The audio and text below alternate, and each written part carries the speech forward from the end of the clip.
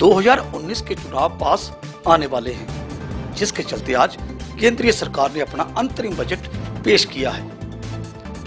ये अंतरिम बजट है या लोगों को लुभावने के लिए लॉलीपॉप? लोगों से जानते हैं उनकी प्रतिक्रिया कि इस पे वो क्या कहना चाहते हैं। जी मैं Ghanshyam Sharma, chairman all J&K border United front, president राष्ट्रीय किसान संगठन J&K। देखिए, आज का जो सरकार का जो अंतरिम जो बजट पेश हुआ, ये मैं समझता हूँ एक चुनावी बजट है, खासकर क्योंकि हम किसान नेता हैं। इसमें जो 2 एकड़ की जिनकी ज़मीन है, जो 2 एकड़ के मालिक हैं, उनको सालाना ये 6,000 रुपये दिया गया। ये कहीं ना कहीं अच्छा कदम भी है। लेकिन मैं समझता हूँ जो ऊपर वाले किसान हैं, जो 2,000 के ऊपर जो जिनकी ज़मीन है, वो काफ़ी सारे किसान हैं। और साथ में ये एक बात कहना चाहता हूँ, ये डायरेक्टली और इनडायरेक्टली ये कहीं ना कहीं रिश्वत है, क्योंकि ये चुनावी बजट है। तो ये किसान की जो मांग थी, या मोदी साहब जी जहाँ हीरानगर में आए थे, तो हमने भी उनको सुना था।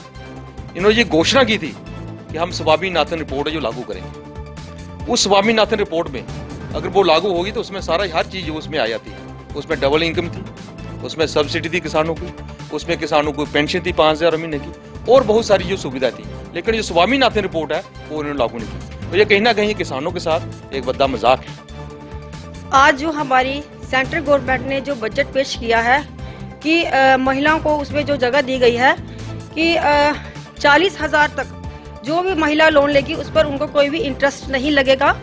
तो मैं ये कहती हूँ कि इससे जो हमारी महिलाएं हैं आत्मनिर्भर हो सकती हैं, और हम सब इस बजट का स्वागत करते हैं। जो आज का जो बजट पेश किया गया है सरकार ने, हम उस पर बहुत खुश हैं कि सरकार ने किसानों के लिए एक अच्छी योजना लाई है, और दुकानदारों के लिए अगर वो 5 लाख रुपया हमें छूट देते हैं तो दुकानदारों को भी फायदा होगा।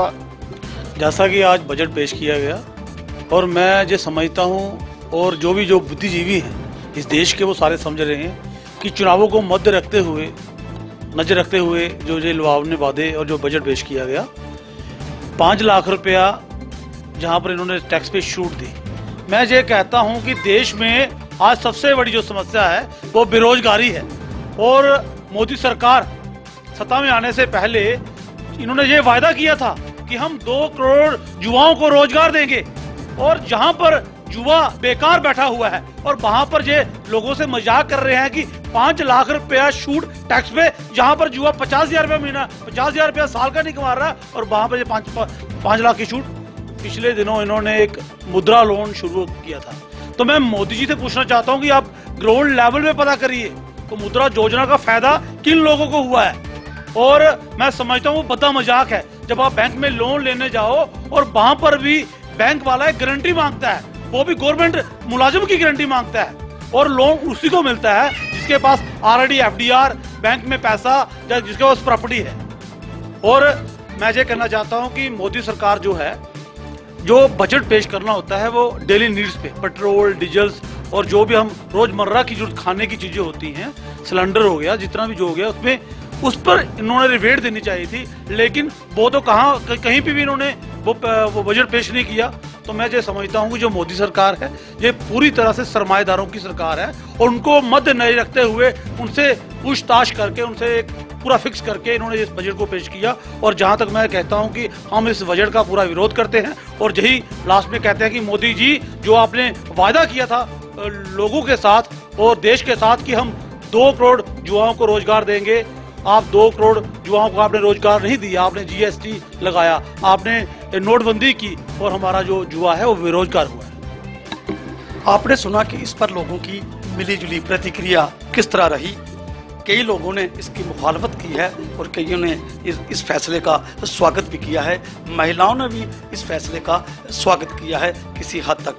हालांकि कई लोगों ने कहा है कि शिक्षा और स्वास्थ्य को इससे वंचित रखा गया है। अब देखना चाहिए होगा कि आने वाले दिनों में ये अंतरिम बजट किस तरह का परिणाम लाता है। कैमरामैन राजकुमार के साथ मोहन शर्मा, JK अपडेट।